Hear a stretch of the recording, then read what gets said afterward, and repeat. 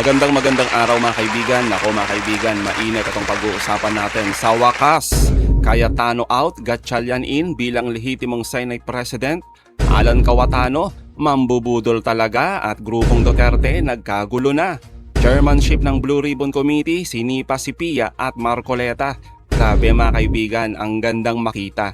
Ang mga nakakarami nating senador na magkakasundo para sa iisang adhikain, ang pagsilbihan ang ating taong bayan.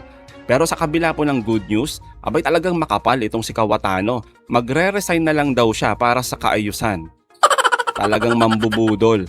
Sobrang bitter mga kaibigan itong mga DDS senators. Wala man lang ni isa na dumalo sa special session. Tapos gusto daw nila ng kaayusan. Kaya naman binira ang mga mambubudol na senador. Naku, abangan nyo po yan. Pero bagong lahat, pakilike muna ang ating video, pakishare na din po at subscribe na po kayo sa ating channel. Unahin na po muna natin ito mga kaibigan, ang opisyal na pagboto at pagdeklarang lehitimong Senate President ang ating senador Sherwin Gatchalian at ang matinding mensahe po na Senator Lacson. Pakinggan po natin to. I have every confidence that as Senate President, he'll be able to set the institution back on the right path, guided by the highest standards of service, integrity, and morality. To my colleagues, I plead, let us elect Senate President Gatchalian and let us get back to our work in this hallowed institution. Nice. Maraming salamat po, Mr. President. And maybe we don't need to put it to a vote, Mr. President. Maybe we can do it by acclamation, Mr. President. Ayes and nays would be fine. I so move, Mr. President. So, And I move although to close. No other. There are no other nominees for Senate President. I move to close the period of nomination. any objection? Hearing none, the nominations are closed. Therefore, Mr. President, we'd like to Therefore- congratulate. Ye, as you said, to vote Ayes and will, nays. as acclamation. All those in favor of Senator Sherwin Gatchalian as Senate President of the Republic of the Philippines, say aye. Aye. All those against, say nay. The ayes have it. Senator Sherwin Gatchalian is declared Senate President of the Republic of the Philippines. May we ask Senator Gatchalian to, before that, Senator Francis Pangilinan is recognized. Yes, just for the record that the vote, having a quorum, is unanimous, Mr. President, for the record. Thank you. We place that on record. May we ask Senator Sherwin Gatchalian to ascend to the rostrum to take his oath as Senate President. I impose this obligation upon myself voluntarily, And that I impose this obligation upon myself voluntarily, without mental reservation without mental reservation or purpose of evasion. or purpose of evasion. So help me God. So help me God. Congratulations, sir. Thank you. Thank you.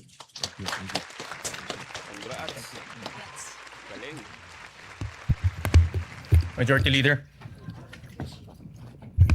Mr. President, just put on record as well that you have been ably discharging your function as Senate President Pro Temp and Acting President since your election in June 3, 2026.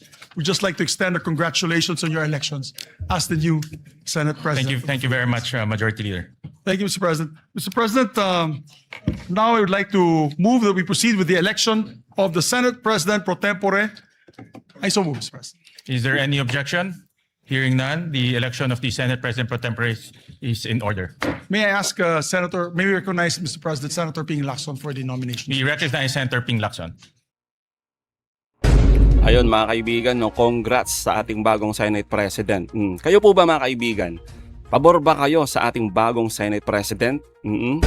Kasi mga kaibigan, mantakin nyo naman. Bago po magdeklara ng bagong Senate President, abay inunahan na po nitong si Cayetano. Oo mga kaibigan, itong si Cayetano na mag-post ng napakahaba sa kanyang social account. Diyan sa Facebook, napakahaba po niyan.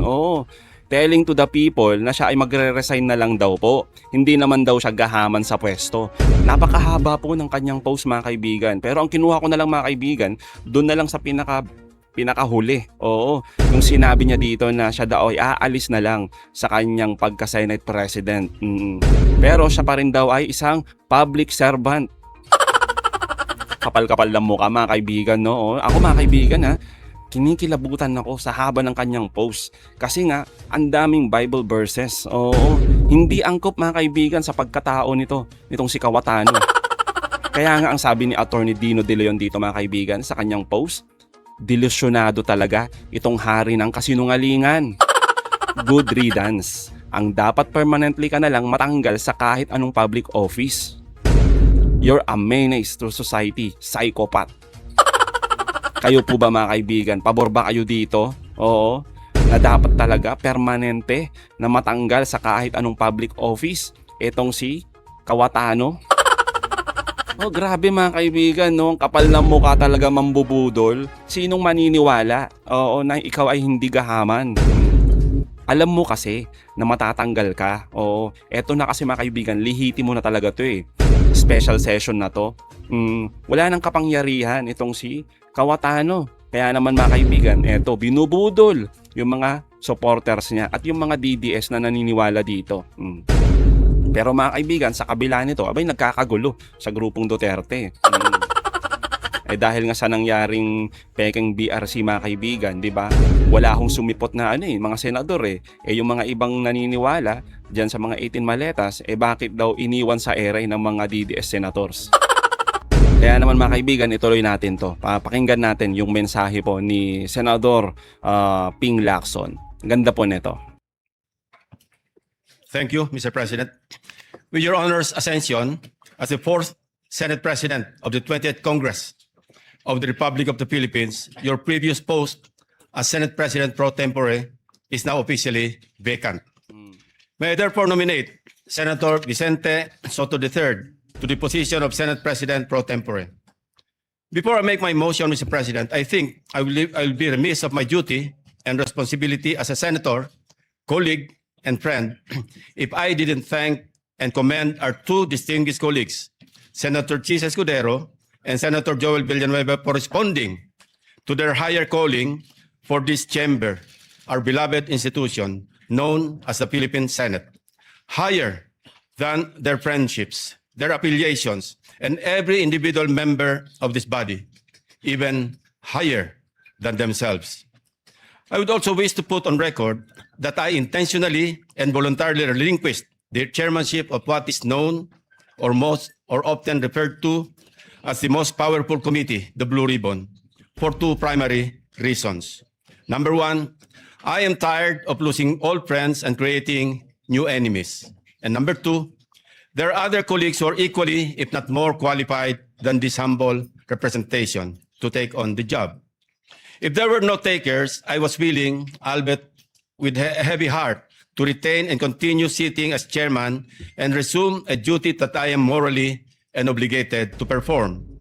With that, Mr. President, I move to nominate the position of Senate President pro tempore, Senator or the Honorable Vicente Soto III. I so move, Mr. Chairman, Mr. President. Thank you. Thank you. Majority Leader. Thank you, Mr. President. And just to give a short manifestation, Mr. President, I'd like to have the privilege to second the nomination of Senator Vicente C. Soto III as a Senate President pro temp. I was his majority leader in all three times he was elected as Senate President. It was an honor for me to be his majority leader. He used to call me Major as the major in the plenary. But I can say from experience that he's second to none when it comes to knowledge of our institutional rules, traditions, and processes. He's what we need in the Senate leadership today. Someone who will protect the stability of the Senate and uphold the rules that give this institution shape and direction. Therefore, I would like to second the nomination of Vicente C. Soto III as our Senate President pro temp. Mr. President, there being no other nominations, I therefore move that we close the period of nomination and proceed with acclamation. We therefore close the period of nominations and proceed to the voting for the Senate President pro tempore. Those who are in favor say aye. Aye. Those who are not in favor say nay. The ayes have it. Congratulations to our new Senate President pro tempore, Senator Tito Soto. May we proceed, Mr. President, with the oath taking of. May we proceed, Mr. President, with the oath taking of the Senate President pro tempore. If I may be able to take my oath as well as Majority Leader, although I have been elected as the Chairman of the Rules Committee, but I was not able to take my oath the last June 3 meeting. Yes, we will administer the oath to Thank you very the much, Mr. Majority Leader. Yes, just to explain to the public that's listening, all members, actually 17 members po ang membership ng Committee on Accountability and That's three. Public Officers and Investigations. The Blue Ribbon Committee. Ibig po sabihin yan, 17 members plus yung ex-officio members, which is the Senate President Pro Temp, the Majority Leader, the deputies, the two Deputy Majority Leaders, the Minority Leader, and also the Deputy Minority Leader. So halos lahat po, sa lahat na nakikinig po sa atin na yung araw na ito, halos lahat ng members ng Senado, except for one, ay magiging membro ng Blue Ribbon. So we just move today, Mr. President, to state that fact and put on the record. So noted. Thank you very much, Mr. President. And upon the instruction of the chairperson, Senator Erwin Tulfo, I manifest the designation of Senator Kiko Pangilinan as vice chairperson of the said committee. Is there any objection? Hearing none, manifestation is noted. Mr. President, I'd like to also move on the election of members of the Committee on Social Justice on the part of the majority. The chairperson is Senator Erwin Tulfo. The vice chairperson is Senator Risa Ontiveros. And the members are Senator Kiko Pangilinan, Senator Manuel Lito Lapid, and Senator Rafi Tulfo. Is there any objection? Hearing none, the motion is approved. So yun mga kaibigan, malinaw ha. Sa BRC mga kaibigan, ang lehitimong chairman dyan, si Erwin Tulfo. Kasama dyan po si Senator Kiko Pangilinan. So eto mga kaibigan, lehitimo din, natanggal na. Oo, wag na nating kilalanin. Yung mga nagpapanggap, no? Na peking BRC hearing, BRC chairman na si Pia Cayetano at si Piluca. Malinaw po yan. Eto na po yun. Kaya nga itong si Cayetano mga kaibigan, nambubudol na lang. Feeling niya no, maloloko niya yung taong bayan. Nag-resign na lang mga kaibigan, inunahan niya na bago pa magkaroon ng lehitimong botohan para sa Senate President. So pinakita pa niya sa taong bayan mga kaibigan na hindi daw siya gahaman. Oo, nag-resign na lang daw siya. Talaga ba? Kung totoo yan mga kaibigan, dapat noon pa, di ba? At kung totoo man yan mga kaibigan, sana hindi na niya pinatagal. Hindi na siya nanggulo. Tulad na nangyari. Buti na lang mga kaibigan, no? At gumit na itong ating Pangulong Marcos na magkaroon ng special session para nga maayos na itong gulo sa Senado. At para na din mga kaibigan, makapagtrabaho na itong maraming senador natin. Pero yung iba mga kaibigan, abay absent. Kitang-kita kung sino yung mga wala no? Yung po yung mga panggulo na senador. So mga kaibigan, anong masasabi nyo patungkol dito? Comment down below. Again mga kaibigan, na huwag nyo kalimutan i-like at share ng mga videos. Hanggang sa muli, kita-kita ulit tayo mga kaibigan.